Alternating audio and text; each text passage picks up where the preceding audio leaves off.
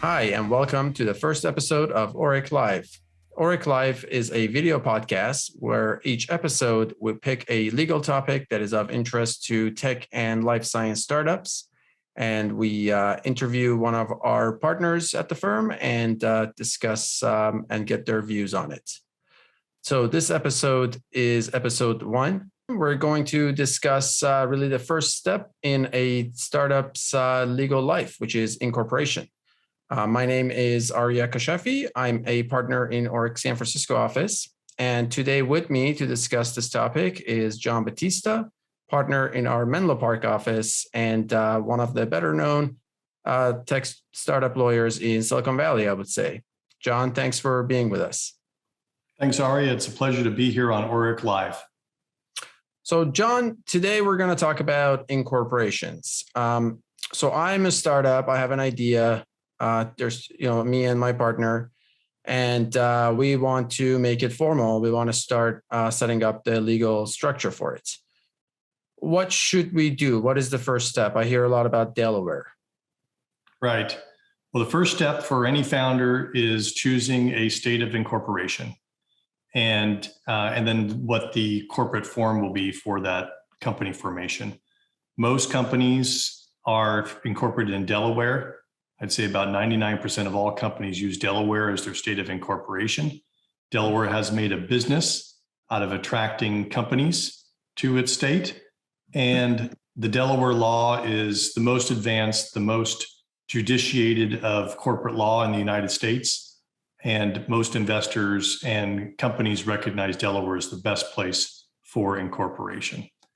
The choice the founder needs to make is whether to incorporate as a C Corp or as an LLC. There are other corporate structures, but those are the two principal structures that we see for founders.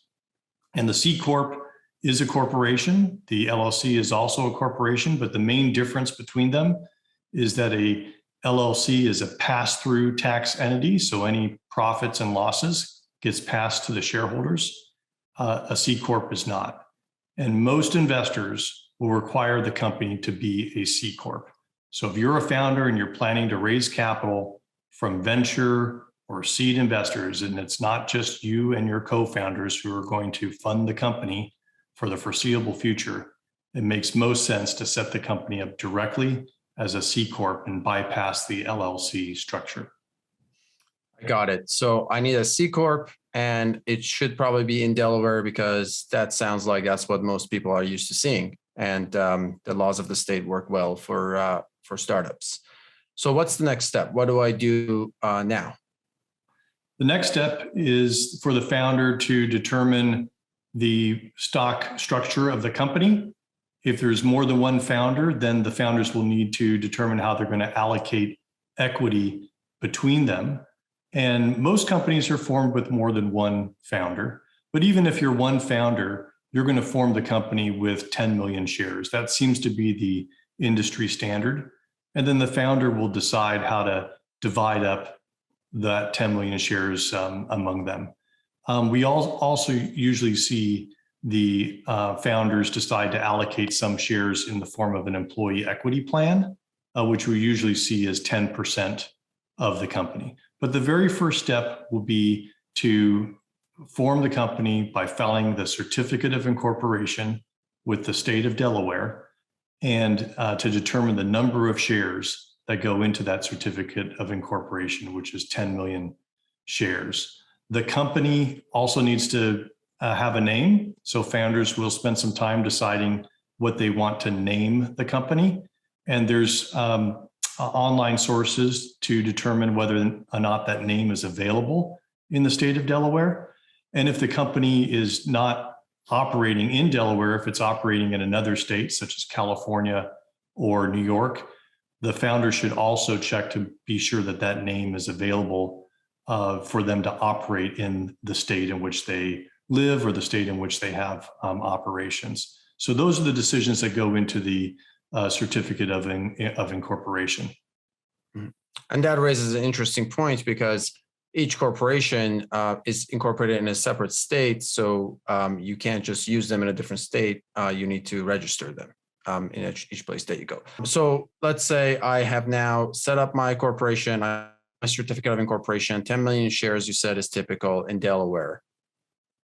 A corporation, I have a corporation. What's next? Am I ready to go and build my business now, or are there other documents that I need to be thinking about? Right. Well, once the company name is chosen and the certificate of incorporation, usually with 10 million shares, is filed with Delaware, and that filing is done by the incorporator of the company, who is either the founder or a legal counsel or someone else, then the incorporator needs to appoint the board of directors. And many times, if there's 2 or 3 founders, they can all serve on the board, or it's one founder.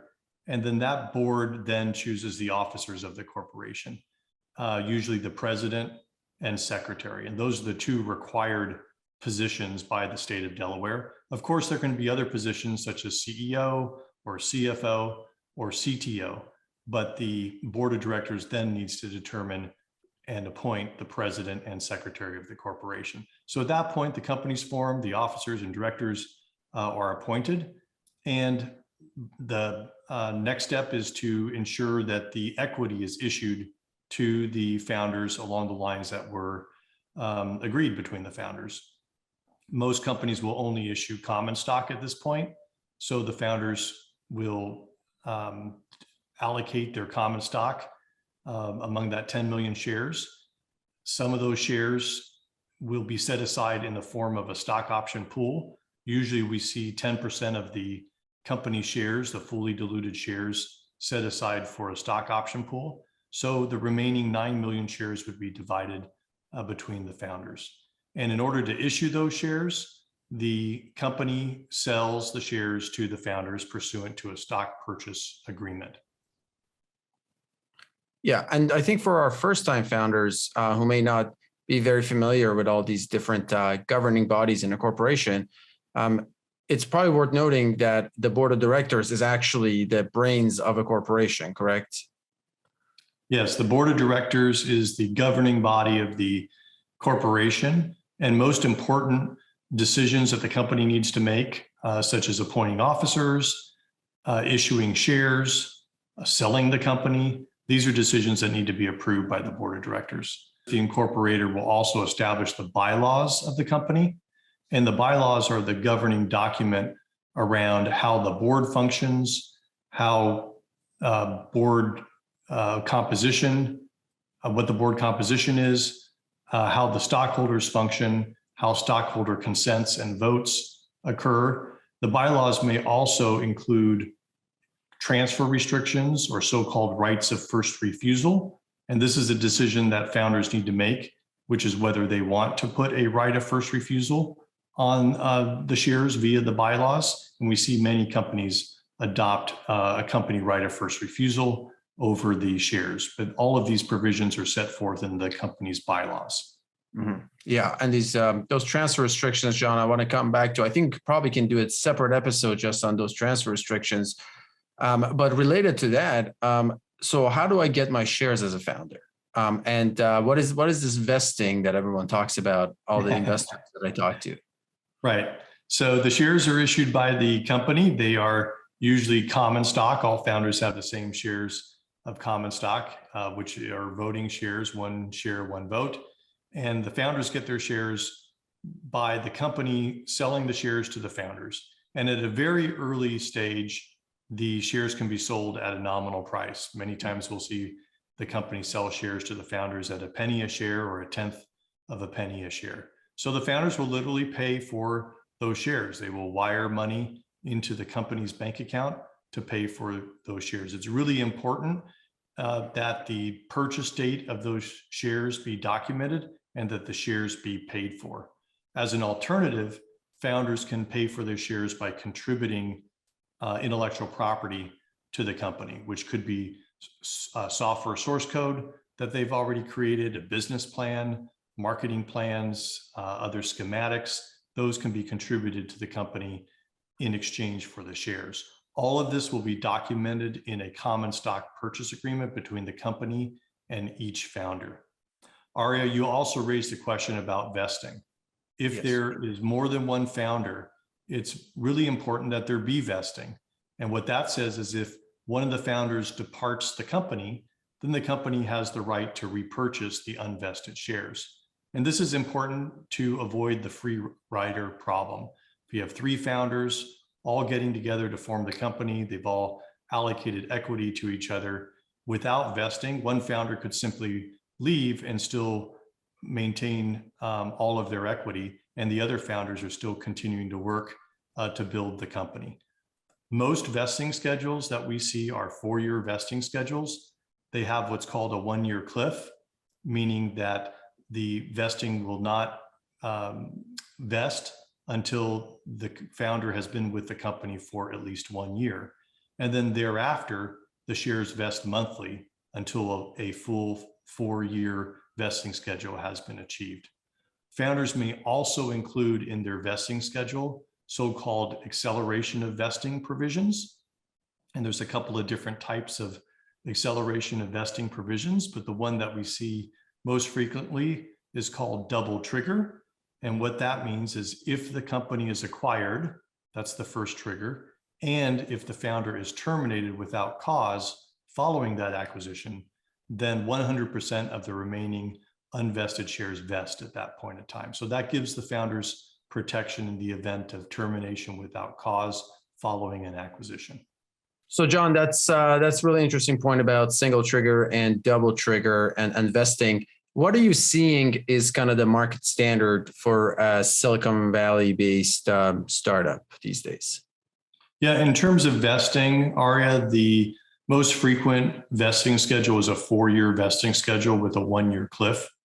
Now, founders can start the vesting start date at any time. It does not need to be the date of incorporation. In fact, many founders will have the vesting start date for themselves be earlier than the date of incorporation. It could be the date that they all got together and decided to start the company, or when they started working on the idea of around the company. But the most frequent vesting schedule is a 4-year vesting schedule with a 1-year cliff, meaning that 25% of the shares will vest after the first year, and then thereafter, the shares will vest monthly until the full 4 years is achieved.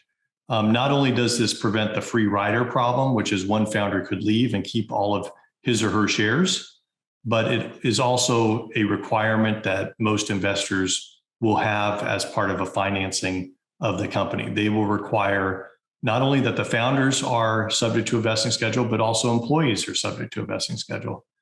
The reason we encourage founders to put a 4-year vesting schedule in place is it also makes it easier for founders to market or sell to their employees a 4-year vesting schedule, because founders can say to their employees that everyone's on a 4-year vesting schedule, including the founders. So everyone is on the same basis. And we think that's also what's most attractive in terms of what investors will require. And do you often see double trigger or single trigger for founders? Right. Thank you for raising that point. In addition to the time-based vesting schedule, which I just mentioned, the 4-year vesting schedule, founders will usually have a so-called acceleration of vesting provisions on top of their shares. And there's a variety of different types. The one that's most frequent is double trigger acceleration of vesting, which says that if the company is acquired, that's the first trigger, and the founder is terminated without cause following the acquisition, that's the second trigger, then 100% of the unvested shares held by that founder will accelerate at that point in time. We usually do not see acceleration of vesting, including double trigger, with rank and file employees. Usually it's a provision that founders only reserve for themselves. I want to get your thoughts on one more point related to equity and shares, and then I want to go and talk about stock options and the equity incentive plan that you mentioned earlier. So a lot of people ask us what 83B elections are and when is that needed and what they should be thinking about. How is that related to founders getting their shares? That's a great question. 83B elections are really important. when founders purchase their shares and if those shares are subject to vesting, and if the founder is a U.S. taxpayer or plans to move to the U.S., then it's imperative that the founder file a form with the IRS called an 83B election form. And this form is only required if the shares are subject to vesting. If the shares are not subject to any vesting, then there's no need to file an 83B election form. What the 83B election accomplishes is the founder agreeing to fast forward to current the payment of all tax over the vesting period. Tax is calculated as the difference between the fair market value of the shares and the purchase price of the shares. On day one, when the shares are purchased, the fair market value of the shares should be the same as the purchase price of the shares. And therefore, when a founder... Which was very small. If I remember what you said earlier, it was nothing at the beginning. Right. It could be par value. It could be 1/10 of a penny a share, or it could be a penny a share in many examples. And the founder is essentially electing through an 83B election to pay income tax now on the spread, the difference between the fair market value and the purchase price, which is zero, and to file that form indicating that election with the IRS. The requirement with the 83B form is that it must be filed within 30 days of the original stock purchase. And if the founder misses that deadline, it's very difficult to recover from that. If an 83B election form were not filed with the IRS, then the IRS takes the position that the founder receives the shares each time the founder vests in the shares, and that's a tax position. And that's what we're trying to avoid, because over time we expect that the value of the shares will increase, and on each vesting date, the fair market value of those shares will be greater than the original purchase price. And so we want to avoid an outcome where the founder has income tax equal to, based on the spread, at each vesting date of the shares. And that's the purpose of the 83B election. Understood. So founders want to get their shares issued early on, right after incorporation, so they can pay little and then file this tax form if they're subject to U.S. taxes. So they essentially don't pay taxes when those shares vest. I think that's a really important point for our founders to remember. So John, let's talk about stock incentive plans. People call them by different names, but I think they're all the same: equity incentive plan, stock incentive plan. Stock option plans, but that's a bit of a misnomer, right? Because you can issue both shares and options under these plans to employees. So why should a company even have one of these? How many of its shares should it put aside to grant under these plans, and to whom? How do they go about deciding how much these shares should be issued for? Yes. Almost all companies that are going to hire employees or consultants or advisors need to have in place a stock plan. And as you mentioned, Aria, these have different names. Sometimes you hear ESOP or stock plan or stock option plan. They're all the same thing, stock plan. And what a stock plan enables the company to do is grant stock options, which are options to purchase the company's underlying common stock, or to sell the common stock directly, or award the common stock for services to employees, consultants, or advisors. There are more complex plans that have RSU provisions and other kinds of instruments that can be issued, but the basic stock plan allows for the granting of both incentive stock options, non-statutory stock options, and stock awards and grants under that plan. The decision that the company needs to make is how many shares will the plan cover? And for most companies, the plan covers 10% of the shares. The 10% or any other number is really determined based on what the founders believe their needs will be between the company formation date and its next financing round in terms of granting equity to employees, consultants, and advisors. And if the founders believe that they don't need 10%, then it could be a smaller number. It could be 5% of the company's fully diluted shares. In our example, a fully diluted share count of 10 million shares. So determining the number of shares to put in the plan is one of the important decisions. And then adopting the actual stock plan document, which is a 10 to 15 page agreement, a stock plan document. And under that document, there are various forms. There's a form of stock option agreement, a form of stock purchase agreement, and other forms. So that's the principal structure of the stock plan. Got it. And you mentioned a concept that gets used a lot in the startup legalese world, fully diluted shares. What exact do you want to take a minute to explain that? And then we'll maybe talk about, the price that the should be issued at. Yes, fully diluted shares means the number of shares that include the shares issued to the founders, plus the shares that the company is reserving under its stock plan. It's almost always greater than the actual issued shares. The stock that is reserved under the stock plan may not be issued yet. Many times it's an allocation, like 1 million shares. So those shares are standing by ready to be granted as stock options or sold as stock. But when investors and others look at fully diluted shares, they're including not only the issued shares to the founders, but also the shares that are reserved under the stock plan. Understood. So to get that number, I just take all the shares that are actually issued plus all the shares that are reserved under the stock option plan, and that's my fully diluted share. Correct.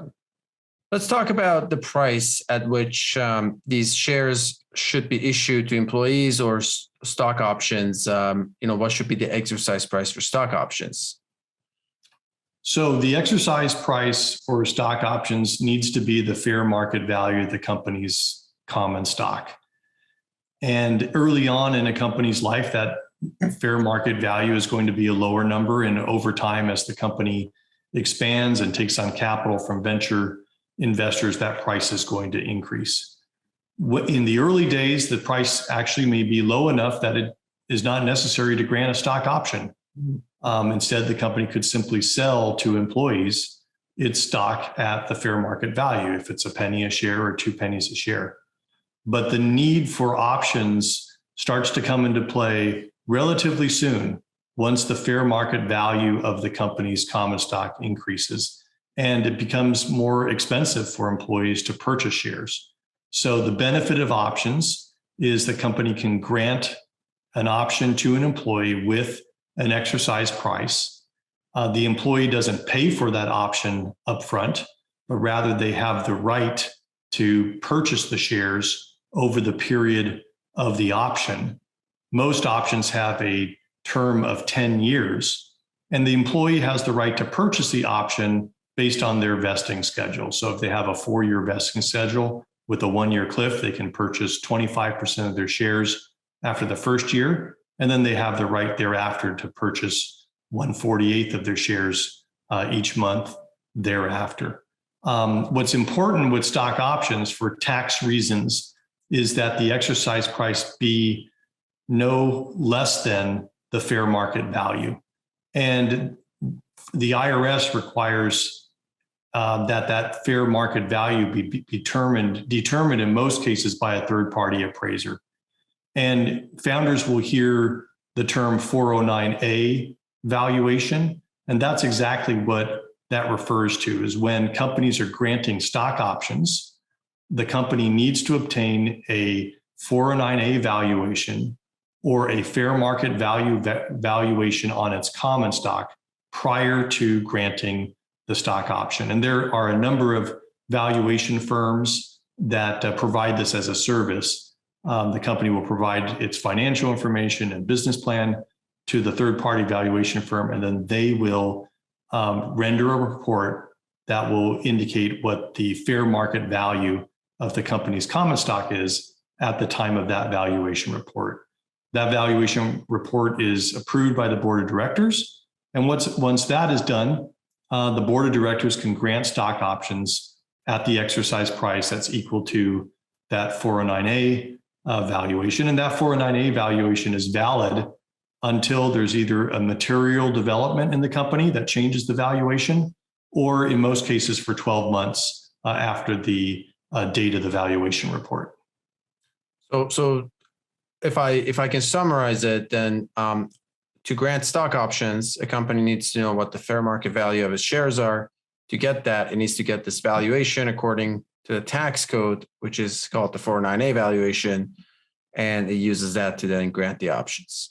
And presumably bad things happen if they don't do the 409A valuation potentially. Bad things in terms of tax penalties that both the employee and the company can be subject to if it's not a good 409A stock option. So it's very important, just like the 83B election, it's very important that when companies start to grant stock options, they have a 409A valuation to back up the exercise price of the option. It's not so important to have a 409A valuation for selling stock under a stock plan, but it's very important to have the 409A valuation for granting stock options under the stock plan. So, John, I think there is one more document in the organizational stages of a company that we would be remiss if we did not quickly mention here, and that is the confidential information and invention assignment agreement. It's quite the mouthful. Sometimes goes by different names, but what is it essentially? Why is it important? Yes, the confidential information invention assignment agreement, sometimes also known as CIIAAs. And this is an agreement that the founder and each employee enters into with the company that, one, provides they will maintain the confidentiality of all company information. Two, provides that any inventions and work that they create during the time that they're an employee or consultant of the company is automatically assigned to the company. And three, many of these agreements will also have non-solicitation provisions that says that if the employee leaves the company for a period of time, usually 1 year, they cannot solicit other employees to leave the company, and they can't solicit company vendors and customers to leave the company.